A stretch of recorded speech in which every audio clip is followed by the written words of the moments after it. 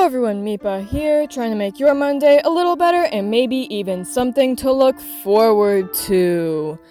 We are here with 2 more pages for chapter 3, and once again, I am super excited about it.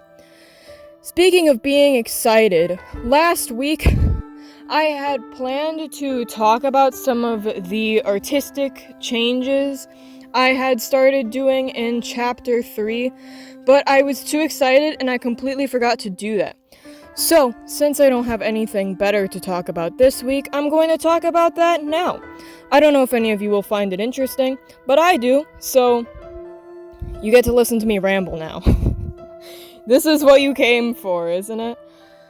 So, the most noticeable change I feel is the frame borders. I used to hand draw them.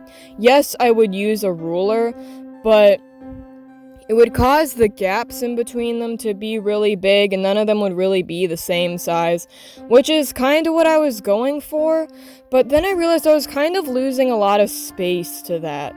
So, I decided to try using a tool that Speedpaint has that makes the frames for you. And once I figured out how it worked, I actually liked it a lot.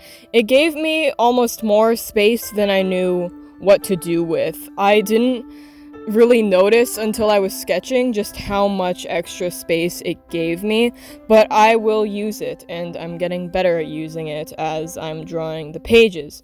So this will definitely be staying, even though I was very unsure of it at first.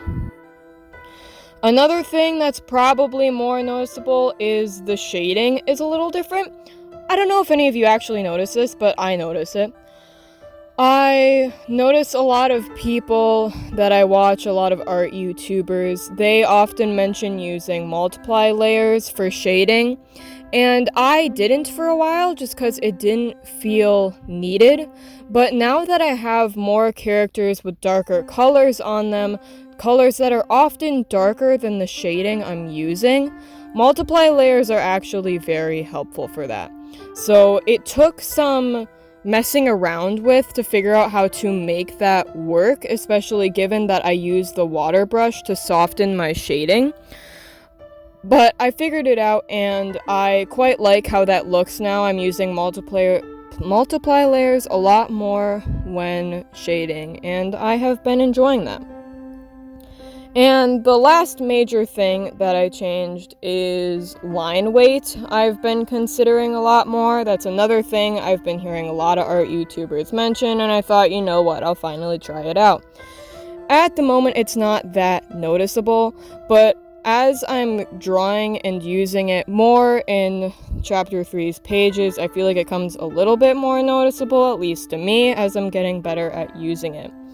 I'm mainly using it for the colored lines and like the details, like in Luca's sweater or on Mask's mask and things like that, because it makes them not take as much attention because all they really are is details.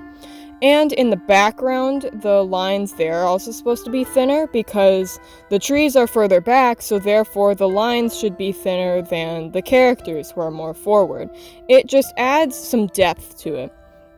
Again, in these pages, that's not as noticeable, but I'm getting better at it, so it'll become a little bit more noticeable, and as it becomes more noticeable, I am liking it more.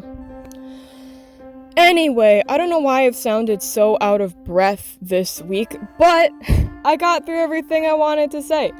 So, again, I don't know if any of you found that interesting, but I did. So, if you got this far, thank you. And I hope you all have an amazing week, everybody. Goodbye!